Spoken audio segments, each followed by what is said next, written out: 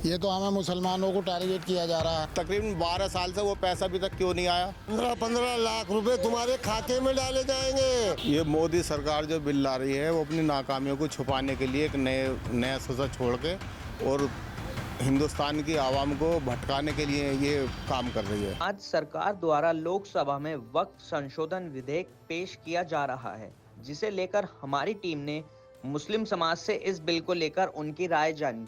आइए सुनते हैं क्या कहना है उनका इस बिल को लेकर। तो हमारे साथ यहाँ पर कुछ मुस्लिम समाज के लोग हैं, आइए जानते हैं उनसे उनकी क्या राय है वक्फ बोर्ड को लेकर। आपका नाम जी? जी, मेरा नाम मोहम्मद दिलशाद है।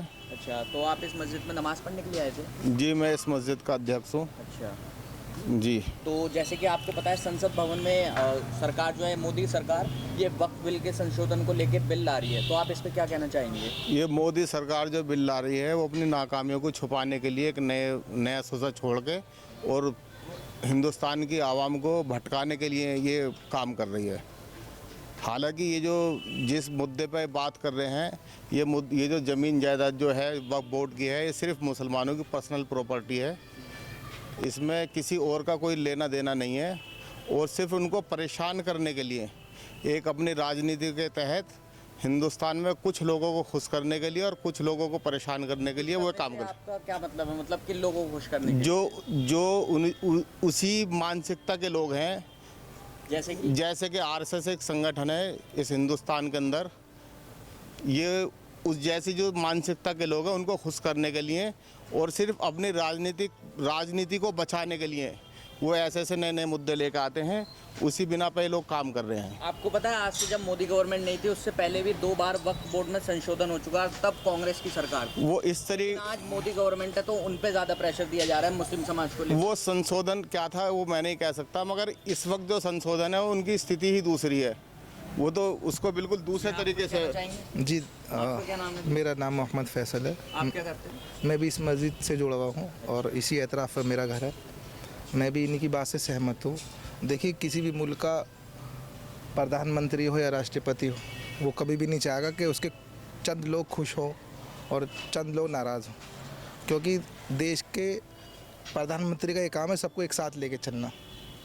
और सबसे बड़ा मुद्दा जो हमारे देश का ये है, वो प्रधानमंत्री तो सबको एक साथ लेके चलना चाह रहे हैं। नहीं, उन्होंने ज़ाहिरी, आपको पता है संशोधन क्या हो रहा है ये? देखिए, ज़ाहिरी एतबार से कुछ और है और इंटरनली क्या चल रहा है वो लोग जानते हैं। जो न्यूज़ के ज़रिए से आप लोगों के ज़रिए जो हमें पता लगता है उसका जो चीज़ सामने है वो यही है। संशोधन में ये कहा गया है कि जो अब मुस्लिम महिलाएं भी हैं वो भी वक्फ बोर्ड में अपने देखिए आप उनकी चाहते हैं कि मेरी महिलाएं भी अपना हक जताएं वक्फ बोर्ड में। देखिए, 100 में से 99 बात जो है सब झूठी हैं, क्योंकि मोदी जी की झूठी कैसे हो सकती है? क्योंकि उत्तराखंड के जो वक्फ बोर्ड के अध्यक्ष, नहीं, मैं आपको पूरी लिस्ट उसकी दे सकता हूँ जो इस गवर्नमेंट ने बताई गई हर बात को झुटलाया है। वो आप लोग भी बेहतर जानते हैं कि चाहे वो 15 लाख रुपए हों या बहुत सारी बातें ऐसी हैं। 15 लाख रुपए तो कभी मोदी सरकार के द्वारा कही नहीं गई कि 15 लाख रुपए दिए जाएंगे। नहीं तो मोदी सरकार अकेली थोड़ी कुछ कहती है, उनके प्रधान उनके नेता भी होते हैं। 15 लाख रुपए तुम्हारे खाते में डाले जाएंगे। 15 लाख। फिर बाद में कहा कि ये तो एक वो जो है चुनावी जुमला था। बताइए, जैसे कि आप कह रहे हैं कि प्रधानमंत्री ने या किसी और नेता ने ऐसा नहीं कहा, पहली बात तो बात गलत है।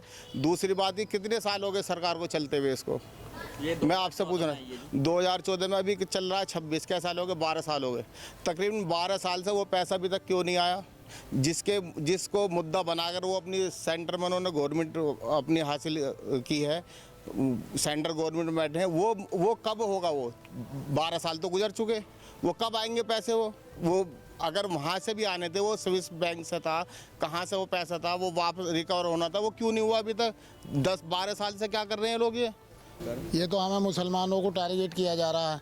इनके कब्रिस्तान वगैरह और इनकी मस्जिदें वगैरह को आपने देखा, संभल में भी मस्जिदों को तोड़ना, मुसलमानों को हर जगह मतलब टारगेट करना, इनका मुद्दा ही राजनीति बन गया है।